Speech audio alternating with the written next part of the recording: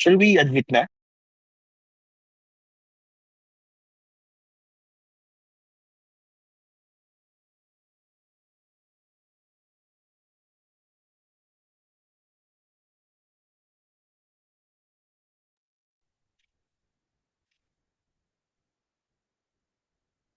Yeah, kasi it's 12, oh. Yeah, please, thanks.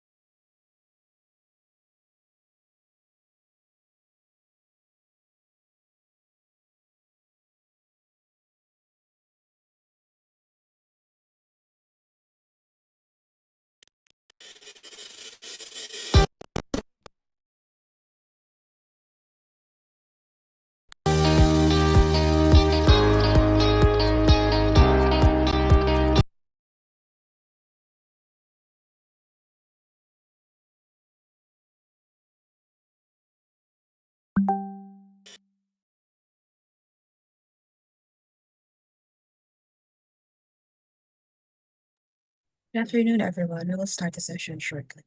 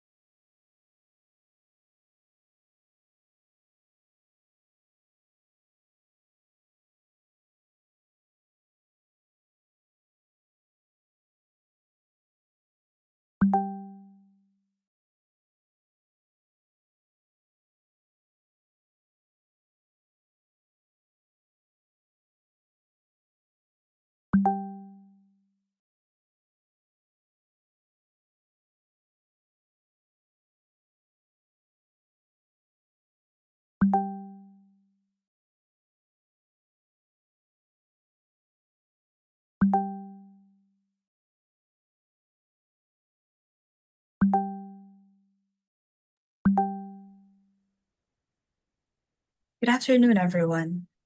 In celebration of National Poison Prevention Week, the Health Promotion Program welcomes you to our Unbottling the Truth Episode 8, Addressing Alcohol and Methanol Poisoning.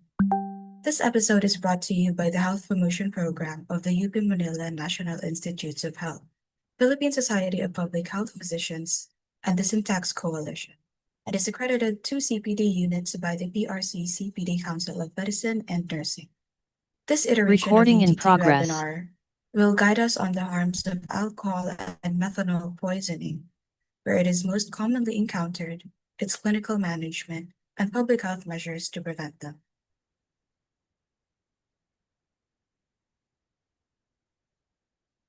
Also, due to a technical issue, all participants are named the same.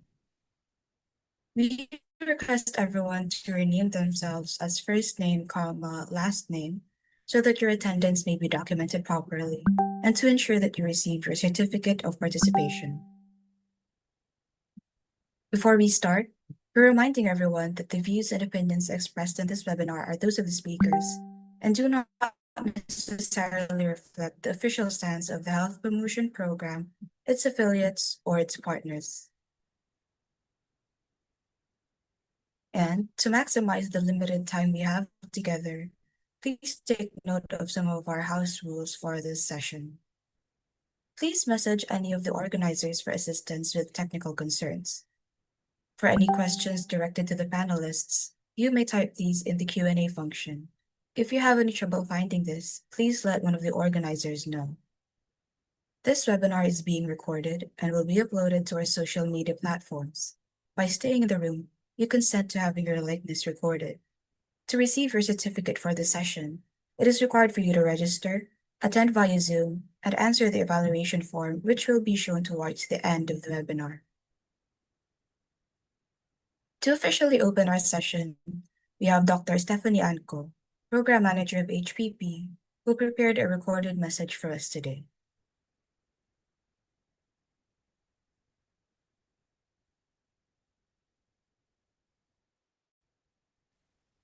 Magandang tanghali po sa inyong lahat, and thank you for joining us in this important webinar. As Program Manager of the Health Promotion Program of the National Institutes of Health, University of the Philippines, Manila, I am very honored to welcome you all to the June episode of our year-long webinar series on alcohol harm prevention. This month, we observe the National Poison Prevention Week, and what better way to mark this occasion than by unbottling the truth about one of the most dangerous and preventable threats to public health, alcohol and methanol poisoning. Methanol poisoning is often linked to illicit and improperly manufactured alcoholic beverages and has caused irreversible damage to communities and individuals. These are tragedies that we can prevent and must prevent through a combination of policy, enforcement, regulation, and health promotion. Research plays a critical role in this effort. By understanding the behavioral, environmental, and socioeconomic factors that drive alcohol consumption, we can design evidence-based interventions that address the root causes and not just the symptoms of the problem. From shaping healthier environments to supporting informed decision-making at the community level, health promotion research allows us to shift norms, reduce access, and ultimately prevent alcohol use altogether. We are very fortunate to have with us today Dr. Joanna Khris Biag, a distinguished toxicologist from the UP-PGH National Poison Management and Control Center. Dr. Biag's expertise in clinical toxicology and her tireless work in strengthening poison management systems in the country has made her a key figure in protecting lives. Her contribution to today's session is truly invaluable, and we thank her generously for sharing her time and knowledge with us. As we listen to Dr. Biag's presentation, I encourage everyone here to reflect on what more we can do to stop alcohol-related harms before they begin. I urge our health workers, researchers, advocates, and policy partners to think about how we can challenge the normalization of alcohol consumption. How do we support communities in choosing health and safety over harmful industry influence? We also take this opportunity to recognize our alcohol control advocates, especially those behind the Unbottling the Truth campaign. Your courage and commitment in pushing back against powerful norms and vested interests is what continues to move this work forward, and know that the Health Promotion Program stands with you. Together, let us build a future where no amount of alcohol is seen as acceptable, where prevention is prioritized, and where all Filipinos are empowered to live healthier lives. Maraming salamat po, and I wish you all a very meaningful and engaging session ahead. Thank you very much. Thank you, Doc Steph. Your message truly sets the bar for our discussion today. We echo the words of encouragement to have our participants active in today's discussion.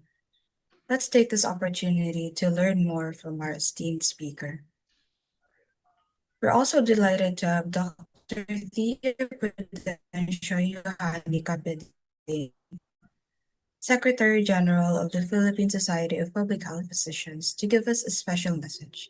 Dr. Yohani, you have the floor. Thank you, Christine. Magandang tanghali po sa ating lahat. No? On behalf of the Philippine Society of Public Health Physicians, it's my honor to welcome. What I like about this webinar series led by UP-PGH is that it focuses on yung often overlooked na public health threat talaga in here in the Philippines, which is alcohol-related harm. And episode natin today, it's attachment to this, which is yung alcohol and poison. Because primarily, yung family namin coming from Samar, sikat na sikat doon, hindi Lambanog, but Tuba. And when I was a municipal health officer, I often see in sari-sari stores, mas maraming mga brands ang homemade or mas maraming brands ang hindi kilala na binibenta doon sa mga sari-sari stores in rural areas compared to the known brands na regulated dito sa Pilipinas. So it's very health inequities that we Filipinos experience. So we would like to thank everyone for joining, and we hope that everyone has two takeaways from today's session. Is number one, we need to be really familiar with the clinical signs and symptoms of methanol and alcohol poisoning. And in my experience, minsan nagsisimula lang ito sa akala lang is sobrang lasing. So minsan hinahayaan lang natin or hindi tayo kaagad umaaksyon because akala natin normal na kalasingan lang. So we need to be familiar with these warning signs, red flags for methanol poisoning in order to prevent deaths or harm from methanol poisoning. And number two, we really need to mobilize our community. We do understand na itong methanol poisoning as a public health issue. It's a combination of different factors, our unregulated creation of alcohol products, lack of enforcement of safety protocols and policies, and also again, yung economic incentives for these homemade alcohol products to be continuously made, especially in rural areas. So these combination of different factors, ang makakaintindi talaga nito ay yung mga nasa ground, yung mga ating frontline health workers, frontline public health practitioners. So we do hope that you take this webinar and apply it to your context so that we can prevent more alcohol-related harms in the future. So again, maraming salamat. Let's keep on fighting against alcohol-related harm. And again, thank you for the UP Health Promotion Program for continuing this important webinar series. Maraming salamat. Pediatrician and Clinical Toxicologist, currently serving as Medical Specialist 2 and Assistant Pediatric Training Officer at the National Children's Hospital. She is also an affiliate doctor at the UP-PGH National Poison Management and Control Center, where she continues her advocacy in clinical toxicology. She earned her Doctor of Medicine degree from the University of Santo Tomas Faculty of Medicine and Surgery. She completed her pediatric residency training at the National Children's Hospital, followed by post-residency fellowship training in clinical toxicology at the UP-PGH National Poison Management and Control Center. She is a fellow of the Philippine Pediatric Society and a diplomat of the Philippine Society of Clinical and Occupational Toxicology, underscoring her commitment to excellence and advancement in her dual fields of practice. Dr. Biag, you have the floor.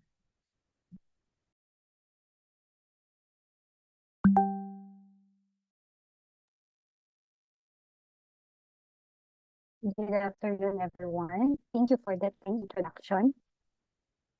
So this afternoon, I will be discussing a critical toxicological concern that continues to impact communities, particularly those consuming unregulated alcoholic beverages such as Lambanog or coconut wine.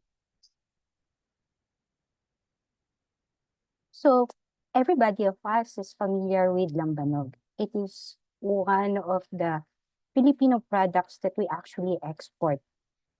Lambanog, as we all know, is the Philippine coconut vodka, which contains about 30 to 40% of ethanol. It is actually coined as a poor man's drink because it is cheap, it's affordable. It has actually, in terms of methanol content, coconut saps or methanol can develop during fermentation, but with proper distillation, it should not occur more than or do not exceed 0.1% in the Lambanog products. And in terms of the BFAD memorandum, the Lambanog products should not have an added methanol. However, because of clandestine manufacturers or even backyard breweries, that those who don't adhere to regulations and monitoring would either produce products that is not properly processed or have alcoholic rated and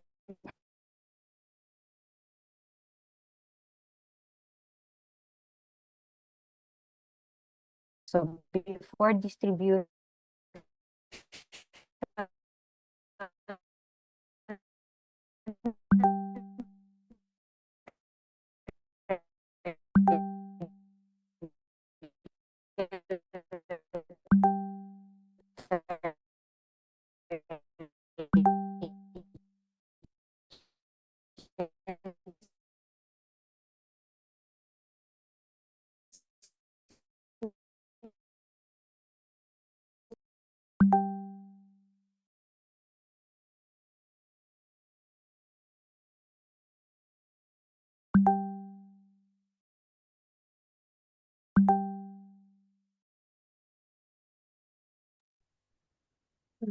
Hello, everyone. Let's wait until Dr. Biag rejoins the meeting. Thank you for your patience.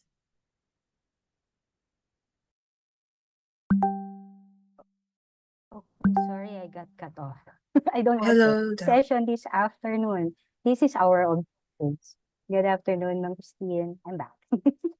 So the objectives of my topic for this afternoon is to highlight the dangers of consuming methanol in unregulated coconut wine, or specifically, as I mentioned, the Lambanog, to discuss or describe the clinical presentation and management of methanol poisoning, and to promote public health measures and regulatory actions to prevent methanol contamination in alcoholic beverages.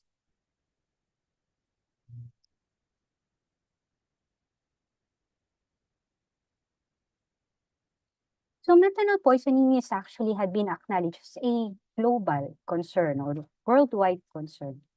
And even decades before the pandemic happened, there are already methanol poisoning outbreaks happening, specifically, particularly in developing countries. So if you would recall, even during the pandemic in Iran, there was a big methanol poisoning outbreak that had happened. So ang nangyari noon, there was information in terms of the usage of methanol as a cure for COVID-19 infection. So you could only just imagine that health facilities are already burdened by treating COVID-19 patients, tapos madadagdagan pa siya ng mga cases nila of methanol poisoning. So, in terms of misinformation. In some other countries, they use methanol as a substitute for alcohol. There are also other countries like ours in terms of contaminated alcoholic beverages for which methanol poisoning outbreaks also occurs and documented. Unfortunately, we are not spared we haven't been spared from such outbreaks like this, because just this recent decade,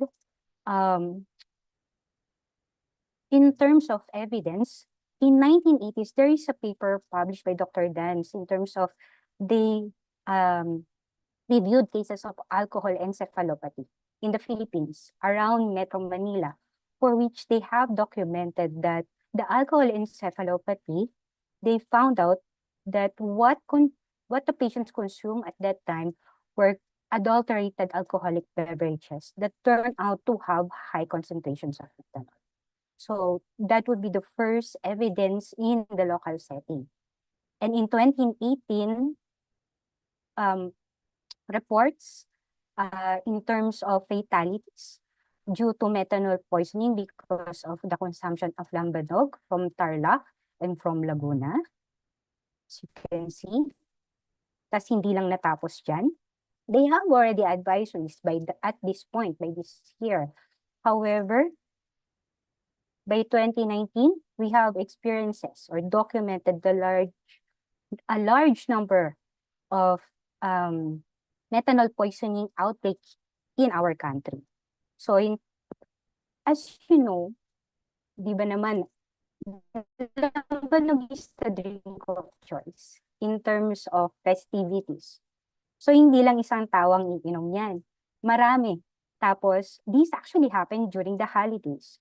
So, during this year, we actually in PGH, we have catered about 127 patients. And by the end of this outbreak, NDRRMC have documented about 586 cases with 12 deaths reported. So, after this, annually, advisories will be coming in from FDA during the holidays. Giving awareness. Magbibigay sila ng mga warnings, babala, paalala, para hindi na maulit itong outbreak na nangyari na to. However, unfortunately, by 2020, nung nag-start ng mag-lockdown globally, and in the Philippines, there are certain provinces that actually imposed liquor ban.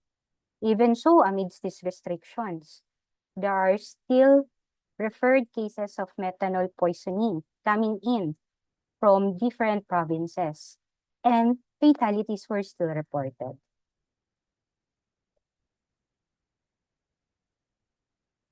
So, what is methanol? Methanol, as I mentioned, is a toxic alcohol. It may be produced in trace amounts during fermentation, but becomes hazardous when concentrated in improperly distilled spirits. So, katulad nung na-mention ko kanina, diba, from backyard breweries, they tend to skip proper process of distillation. And this would actually produce high levels of methanol.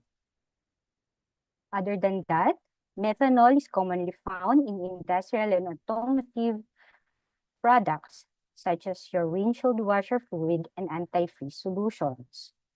So how one would be exposed to methanol? So exposure happens through ingestion, inhalation, and even transdermally. The toxicity of methanol is largely due to its metabolite, formic acid. Once methanol is inside the body, it actually undergoes the same pathway, metabolic pathway, for your ethanol. And it takes about a longer hours before the formation and accumulation of formic acid, which this is the reason why manifestations are delayed. Not unlike other types of poisoning, na within an hour, magkakaroon na kagad ng symptoms. For methanol poisoning, the toxic metabolite, medyo matagal bago ma-produce or ma-form. And then, it takes about few hours pa to accumulate before it exerts its toxic effects. And because of the delayed onset of symptoms, which is often 12 to 24 hours post-ingestion, this can make early diagnosis challenging. Mind you, I am talking about pure methanol. What more if in terms of adulterated alcoholic beverages? As I mentioned, methanol and ethanol shares the same metabolic pathway. So, pwedeng mas delayed pa ang signs and symptoms ng isang patient because the metabolic pathway will first metabolize ethanol, then later on, methanol follows. So by 12 to 24 hours, clinical manifestations of poisoning often begin with non-specific symptoms such as headache, nausea, and fatigue, feelings of fatigue. If you will notice, for those who have symptoms less than 10 hours, this may be due to the effects of ethanol. We are talking about ingestion of adulterated alcoholic beverages. So don't forget that ethanol still would exert its effects. And para bang yung tipong madalas, you will encounter patients describing a hangover feeling. Later on, they also will develop chest pain, hyperventilation, and visual disturbances. The visual disturbances described is blurring of vision and characterized as snow field of vision. FYI, anybody familiar doon sa term na gene bulag? It is actually not the gene that causes the blindness. It is actually methanol. So bakit gene? I think it's because of the adulterated or contaminated alcoholic beverage. So as you can see, this particular toxic alcohol actually would produce the manifestation of blindness compared to other toxic alcohols. And the blindness is actually permanent. So pag nag-set in yung blurring of vision and progress to blindness, it's not actually reversible. So it's irreversible. So we get patients more than 24 hours, they would exhibit seizures or convulsions, or worst case, they will go into coma and even possible death if left unattended or would not seek consultation. The delayed of symptoms, as I've mentioned, can make the early diagnosis challenging and also is the reason why the management will be delayed as well. There will be high anion gap metabolic acidosis because of the formation and accumulation of formic acid, as well as the overlap with lactic acidosis. As I mentioned, there's ocular toxicity that is irreversible when blindness sets in. There's neurologic toxicity and even renal failure.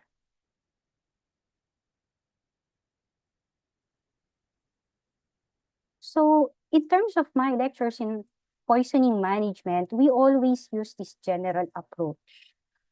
As you can see, at the top, we always prioritize emergency stabilization. We usually get severe patients with severe toxic effects already because of the delayed onset of symptoms, hindi pa sila kaagad magpapa-check up. So magbabantay sila sa bahay, not until more than 24 hours now, one day na nakakaraan from the time of the last consumption of your lambanog na magkakaroon na ng severe toxic effects. So patient coming in respiratory distress would actually have to be intubated immediately. Or if you would remember, emergency stabilization would always follow your ABCs. In terms of clinical evaluation, this includes doing your physical examination, gathering your history, and requesting for diagnostics. What is actually important to remember in terms of gathering history of this methanol poisoning is that we have to ask the amount, the time of ingestion, if there are other co-ingested substances that actually can overlap with some of the signs and symptoms or aggravate actually the manifestations of poisoning. And of course, we have to ask if our patient coming in was drinking alone or with other people. As I made mention, Lambanog has been the drink of choice during festivities. And mostly there are a lot of people that consumes this beverage. So kapag may dumating na isang pasyente, immediately we have to establish if we're going to be anticipating more than one patient. Para dun sa pagsunod ng mga ibang pasyente, the healthcare facility is already ready to manage the onslaught of the other patients.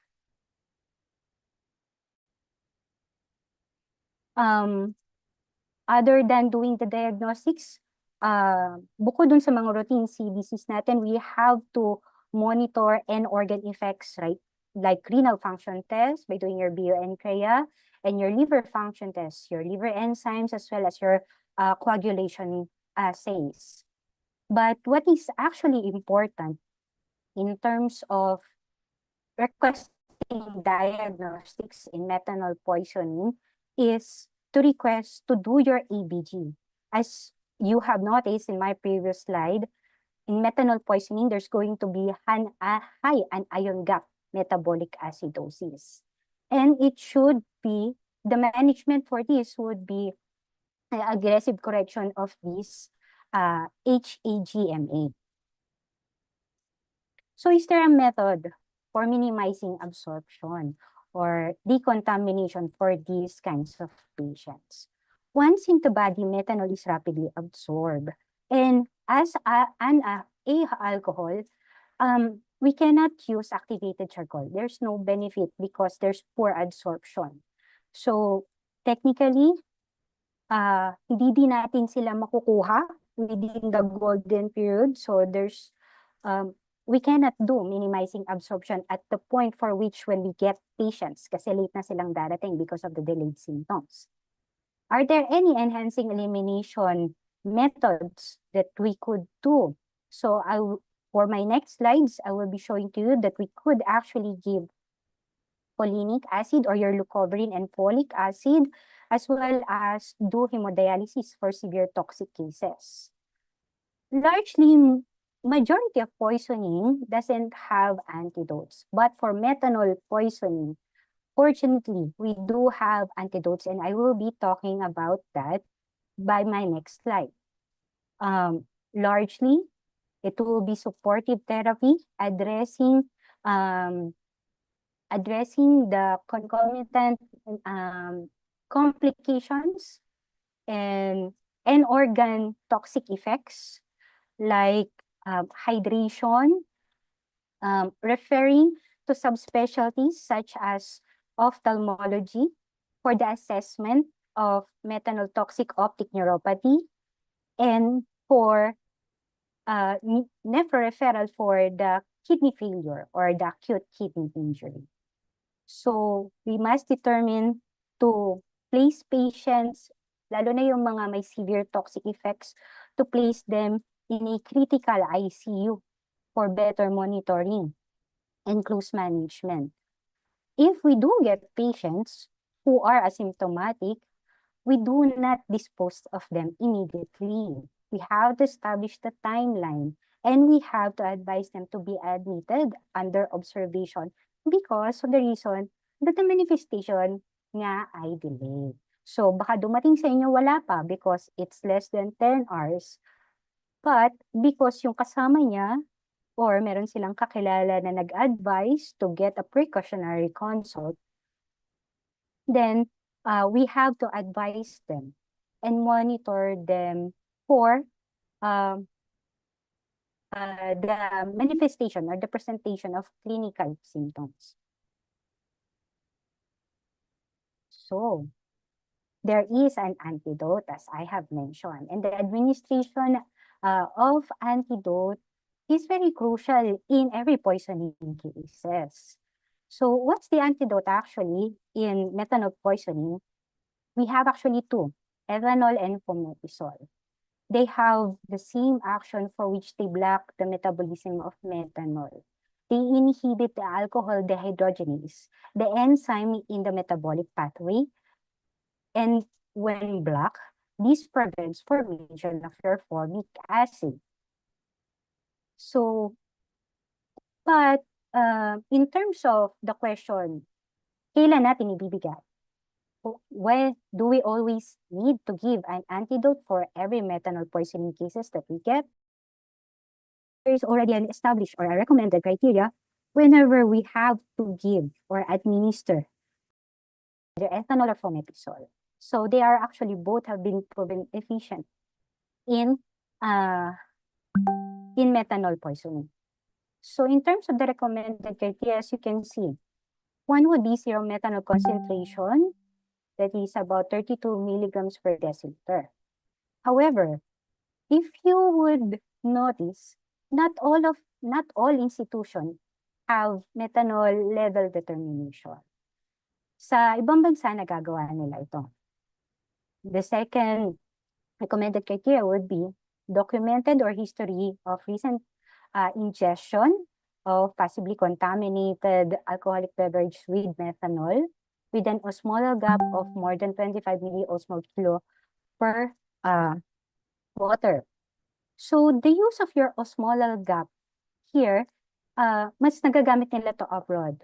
They use the measurement of osmolar gap as an early indicator, but we do not actually have that in our health facilities. So hindi lahat ng hospital have your methanol concentration determination as well as doing osmolar gap determination.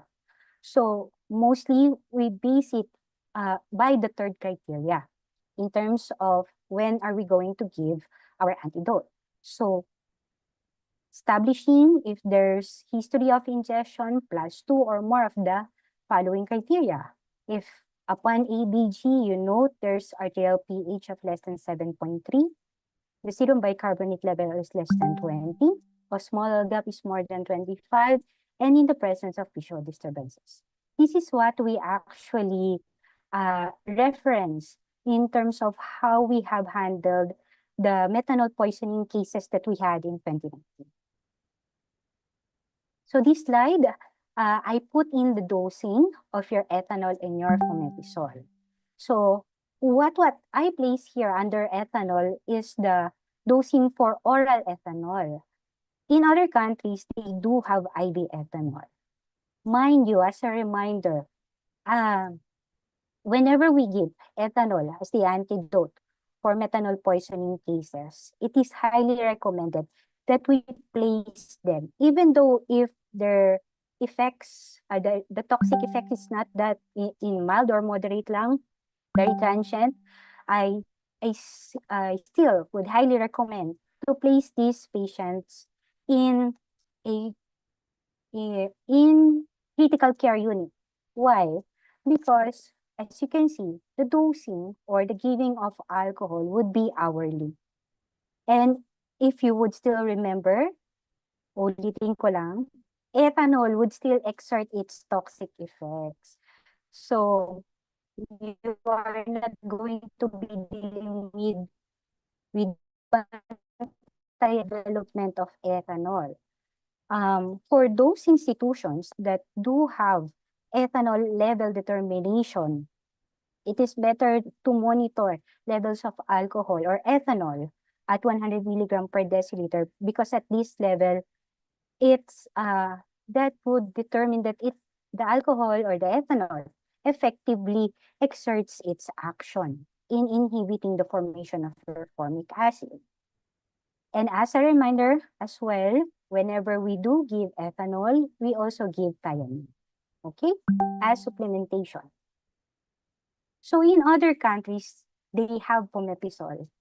And when they do have fomepizole, this is actually the first line of antidote in methanol or toxic alcohol poisoning. Because compared to ethanol, it has less adverse effects. The dosing is not that tedious. no need to give it hourly, and very much safer siya. However, sa atin, hindi siya actually available. It's very expensive.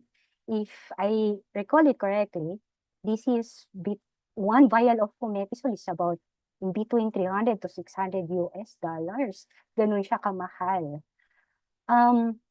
Fortunately, there was a period by 2020 when the NPMCC accepted the donation from the Oslo University Hospital via the MSF for the Doctors Without Borders because of the poisoning outbreak of methanol in 2019. They have heard of this and they donated a few fomepizole vials. We distributed it to different poison centers. And they actually have used fomepizole kasi nga nung pinakita ko sa inyo kanina, even during 2020, there are still cases of methanol poisoning secondary to Lambanog consumption. Pero ngayon, wala na. Ubus na yung naibigay nilang donation. So, I made mention a while ago that we have methods or modes of enhancing elimination by giving leucovorin or folinic acid. This is parenterally, and folic acid, we give it per oral. So, kung ano yung available, use it in your facility, use it for your patient. What does leucovorin and folic acid do is that they hasten the metabolism of the formic acid into its non-toxic metabolite, which is readily excreted renally. So that's the adjunctive therapy of enhancing elimination. And for severe toxic effects or for severe toxic cases of methanol poisoning, as hemodialysis plays a vital role in rapidly removing methanol and formic acid from the circulation. So it then would correct acidosis and can improve clinical outcomes. However, like antidote administration, there is also indications when do we need. Sabi ko nga, we do this in severe cases with indications such as new visual disturbances, severe metabolic acidosis that is not responding with sodium bicarbonate correction, high levels of methanol ingested, high volumes rather, and high levels of serum methanol in the system of more than 16 millimole or about 15 milligram per deciliter.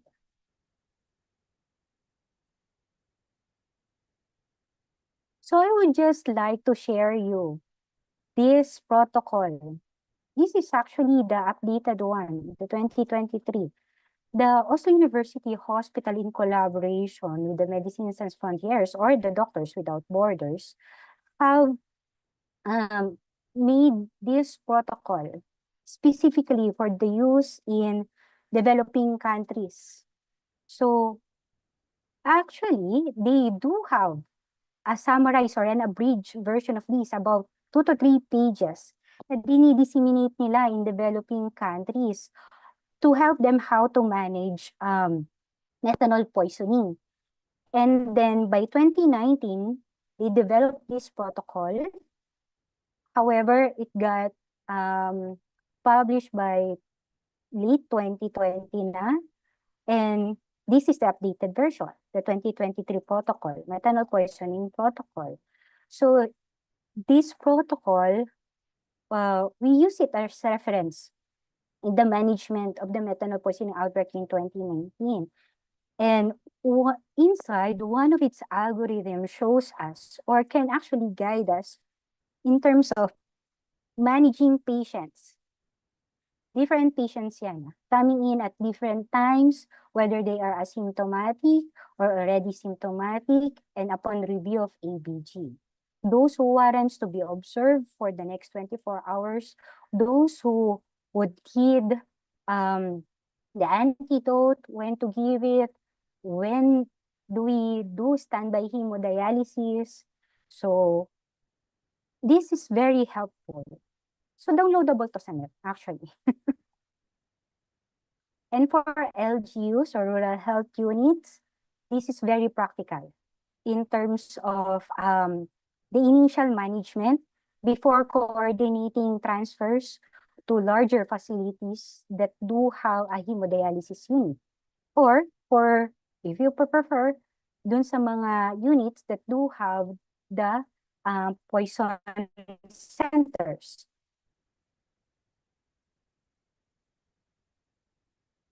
Okay.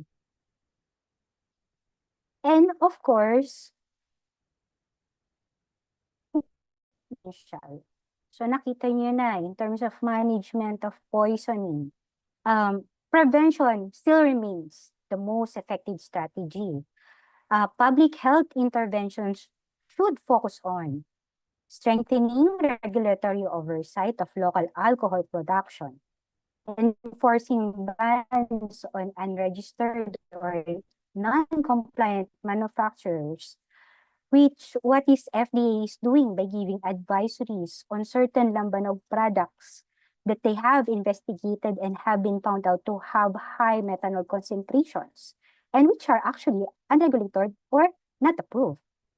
Another intervention would focus on educating the public on the risks of consuming unregulated alcohol, and of course, establishing rapid response systems to investigate and manage outbreaks of toxic alcohol ingestion. Collaborative efforts between regulatory agencies, healthcare providers, and communities are critical to reducing preventable deaths. And actually, this had happened during the 2019 methanol poisoning outbreak. So in comparison to the other international methanol poisoning outbreaks, that 2019 incident only had 12 deaths. And the reason why is because of the collaborative efforts between agencies in terms of active case finding. So because of this move, that's why we have a low case fatality compared to other countries. So I think this is my last slide. These are my references. And I would like to thank you for your attention and commitment to improving toxicology care and public health. By understanding the methanol poisoning more comprehensively from pathophysiology to policy, we can better protect our patients and communities from its devastating effects. So I would just like to plug in that next week would be the National Poison Prevention Week with this year's theme of Lasong Umahon sa Pabago-Bagong Panahon, iba't ibang sektor magsitugon. And I would also like to promote the hotline of the National Poison Management and Control Center. They are open 24/7. And if for any other inquiries, you could email them at npmcc@uppgh at uppgh@up.edu.ph. So again, thank you everyone for listening to this afternoon session. Thank you very much, Dr. Biag. Your presentation was very helpful for us to be able to recognize the signs and symptoms of alcohol and methanol poisoning, as well as their possible dangers if left untreated. It's also crucial for us to recognize that since drinking is a social activity, our healthcare workers must be prepared to manage several patients using methods such as administering antidotes, supportive therapy, and observation. Now we will be moving forward to the Q&A section of our webinar. We encourage everyone to join and send in their questions through the chat box of the Zoom room. We have our first question here. In rural or low resource settings, how can frontline health workers quickly suspect and respond to methanol toxicity before lab results are available?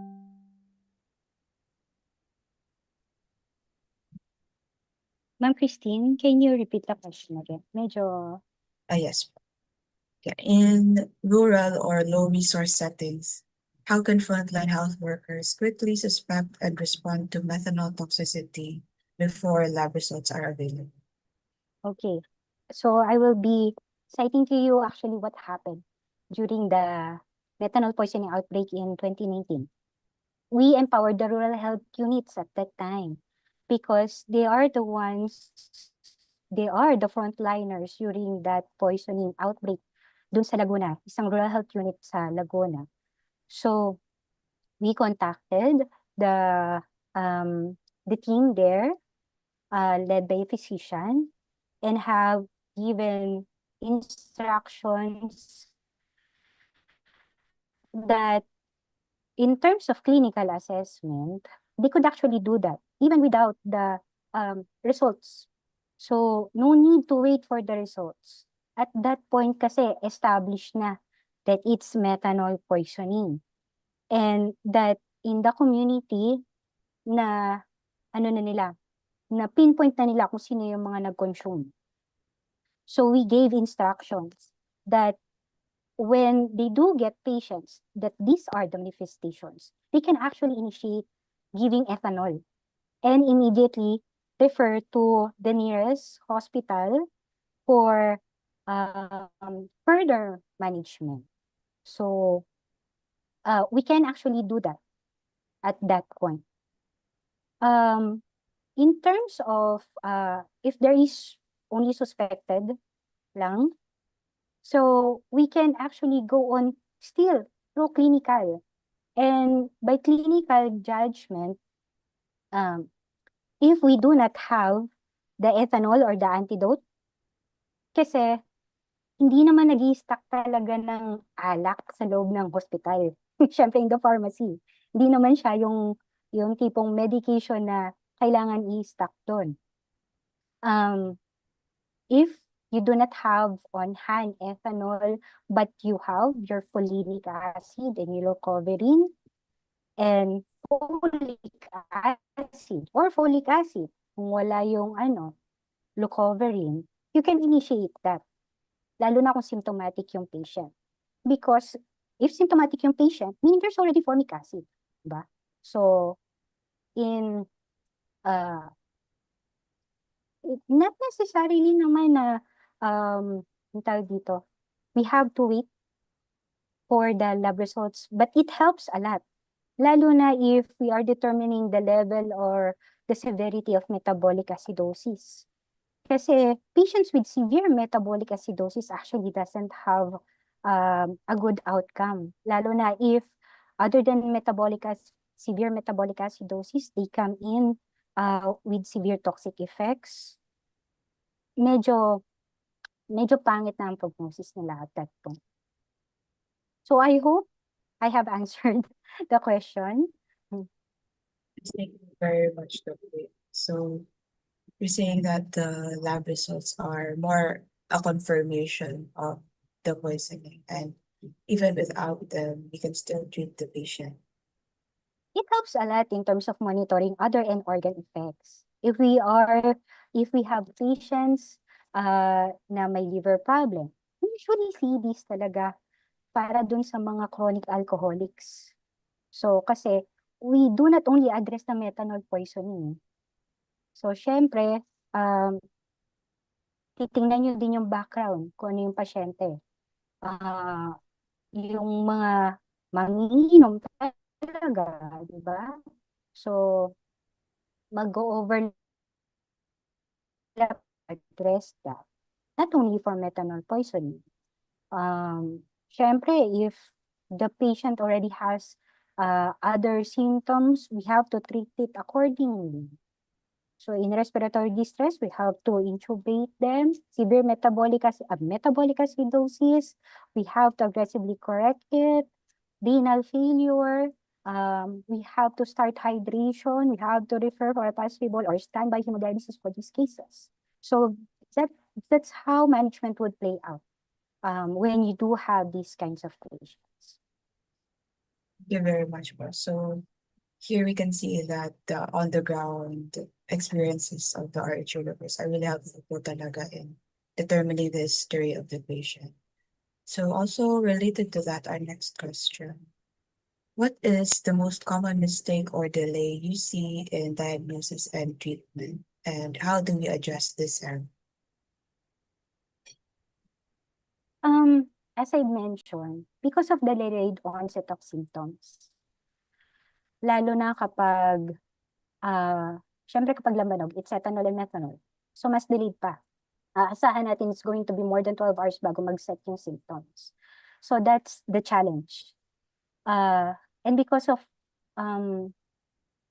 poor attitude in consultation, kasi nga, most cases, mga pasyente, because dahil uminom sila ng alcohol, initially, akala lang talaga nila hangover. Ay, hindi sila magpapacheck up. Not until they develop severe symptoms. So, that's the challenge talaga. And that's the reason for some of fatalities. Very late na pag dumadating sa hospital. Poor prognosis na. So, that's the delay.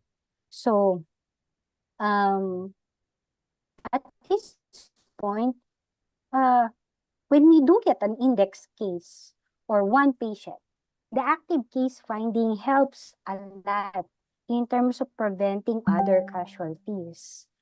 Katulad nga ng sinabi ko, it's the beverage of choice, lambanog. Iniinom siya kapag may mga parties, may festivities. So, hindi lang isang pasyente ang iinom yan, hindi lang isang tao.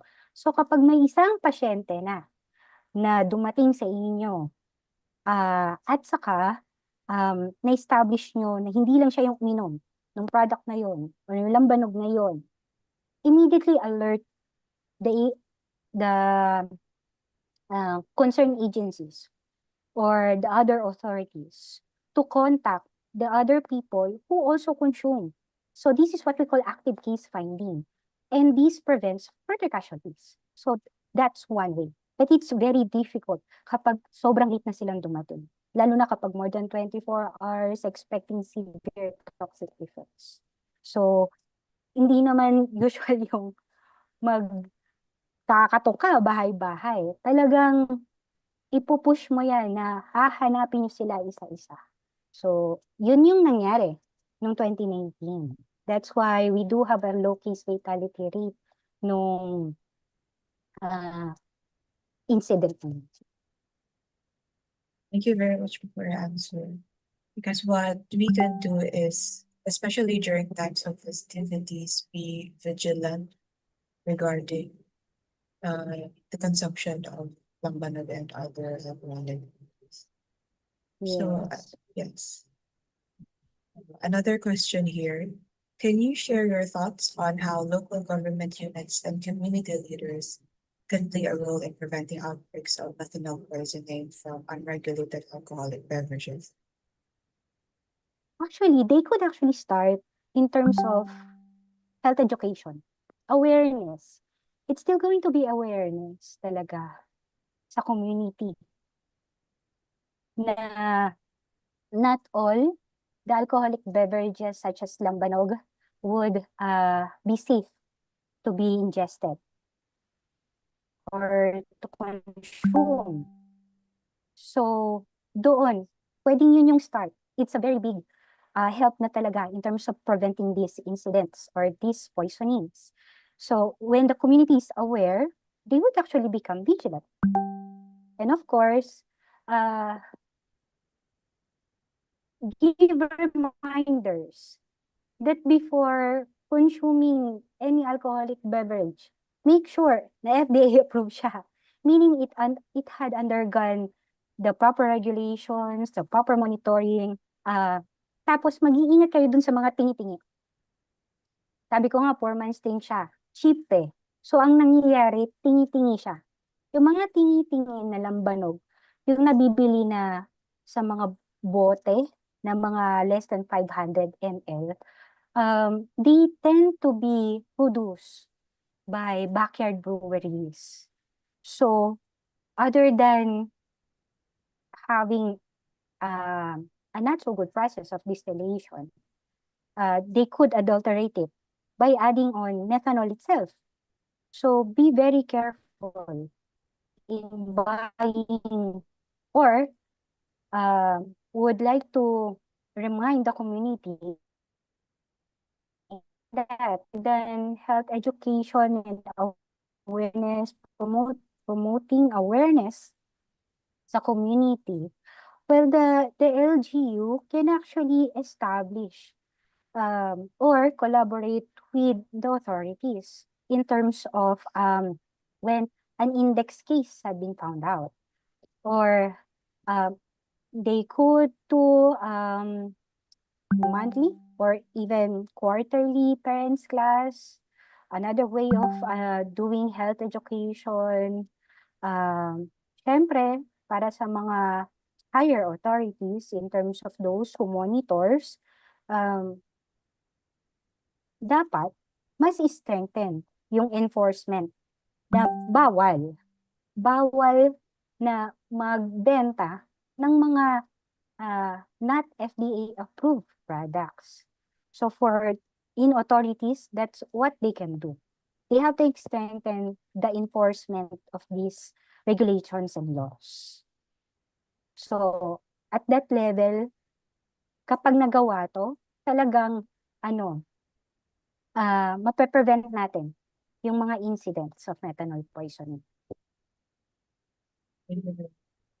It's also very important for our leaders to recognize the harms of alcohol and also advocate for the regularization of these products so we can prevent more cases of alcohol and methanol poisoning. So we have our last question for today. Are local health centers equipped to manage emergency responses for methanol poisoning cases at the barangay level? And also, what can be improved to ensure efficiency in our medical response to these cases? Tama ba yung pagkakarinig ko, Ma'am Christine? Are the local health units prepared? Tama ba? Yes, Yun yung well question. prepared or equipped to manage emergency responses for methanol poisoning. So I cannot actually generalize or give a generalized response to that because it actually depends. So depende sa LGU. Kapag maganda ang establishment ng RHU, tapos they can be actually equipped at their level, they can be equipped to do an initial immediate response to these cases. Then subsequently, refer these cases for further management in tertiary hospitals. So I cannot actually say na they are not, because some of them, they do have the facilities. So depende yan. Depende yan sa LGU. Depende yan sa RHU. They can be equipped if they want to. Kasi nakakita naman na ako ng mga RHU na maganda talaga ang gamit nila. Tapos, on-site, they have ambulances ready anytime. They have the minimal equipments that could actually is life-saving kapag dumating yung pasyente sa kanila muna bago nila ihatid sa ibang hospital. They can do that, actually. So, kailangan lang, proactive. Proactive ang LGU so that the RHUs are well-equipped. Okay? So, what's the other question again? Sorry. What can be improved to ensure efficiency in our medical response to methanol poisoning cases? What can be improved? Well, there's a lot to improve actually. So, one would be the networking in terms of outbreak when incidents happen. So, there's not going to be only one healthcare facility that would cater. They would be exhausted and they need to call upon other health facilities. So, hindi lang pwedeng itambak lang sa isang hospital yan. Network of connections is good. That's one in terms of rapid response and transferring of patients, actually. So, not necessarily that they need to be sent to a hospital that has a poison center. Hindi naman kailangan. What is important is that they need to transfer or they need to take these patients to the hospitals that do have the facilities. So may hemodialysis pero walang poison center, it's okay. They can call the hotlines anytime for guidance in terms of management. So there are, in terms of improvement, networking is one, the immediate decision in terms of where to send these patients is another, also to encourage or empower the other frontliners, not only the healthcare workers. Kasi collaborative effort na to eh. So other authorities as well will have to take into action na kailangan mobilize na.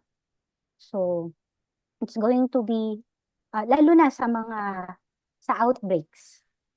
Ito I'm talking about in a bigger picture in outbreaks.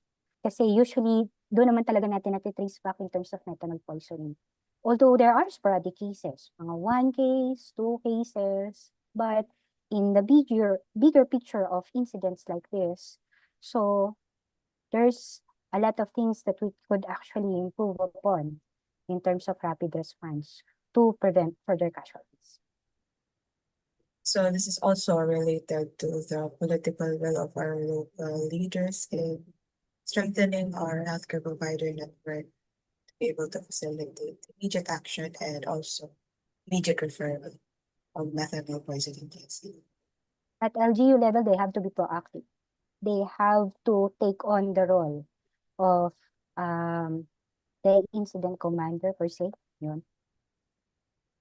Tapos, syempre, it doesn't hurt na marami ka talagang connection sa iba't ibang facilities.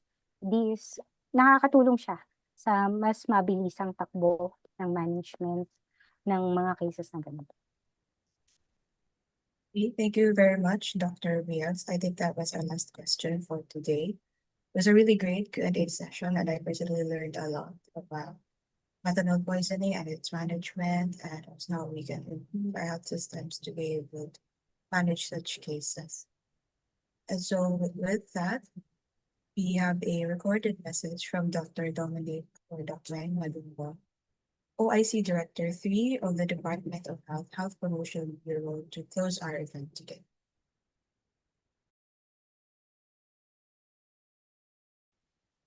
As we close today's deeply meaningful and much needed conversation, I extend my heartfelt thanks to everyone who took part in this forum.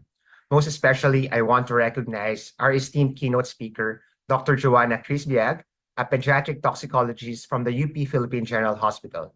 Dr. Joanna, your insights grounded today's discussion in both scientific truth and human urgency. You reminded us, and this forum reminded us, that alcohol and methanol poisoning are not abstract clinical issues. They are painful, preventable realities. Each case is a story of a life disrupted or lost, often young, often vulnerable, and far too often overlooked. This is precisely why the Department of Health Promotion Bureau, is doubling down on its commitment to alcohol harm reduction. The harms of alcohol extend far beyond individual consumption.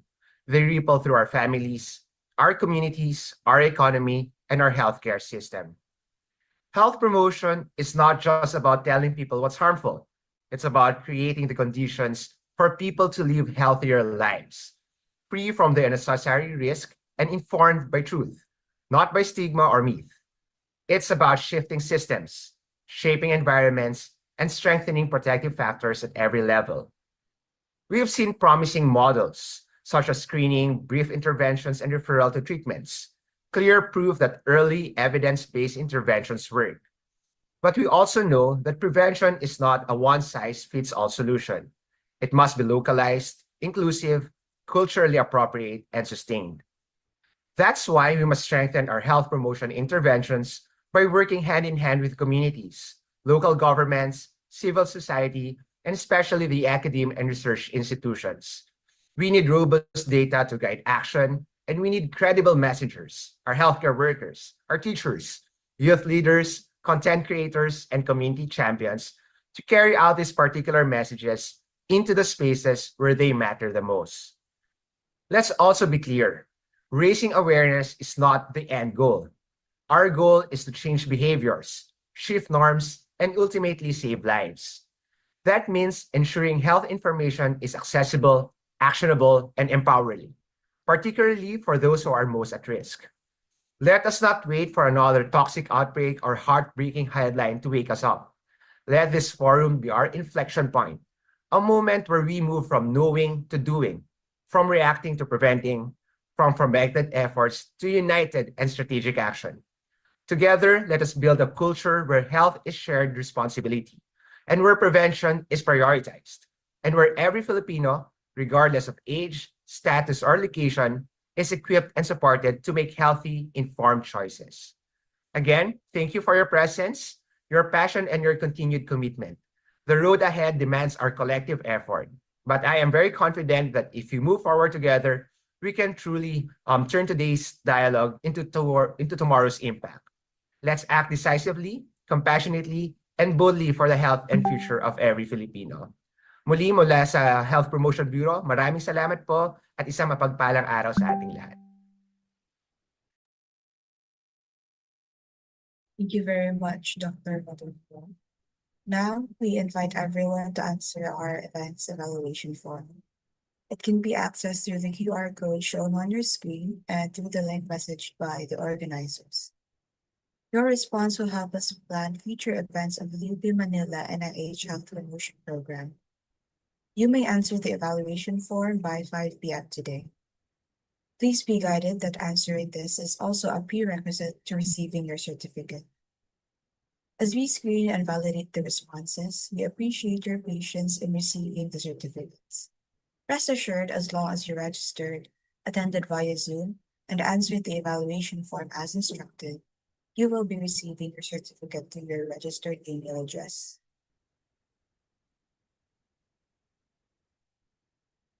So that concludes our event for today.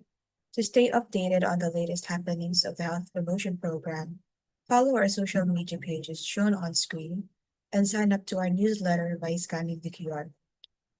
Thank you again for attending, and we hope to see you in our future events.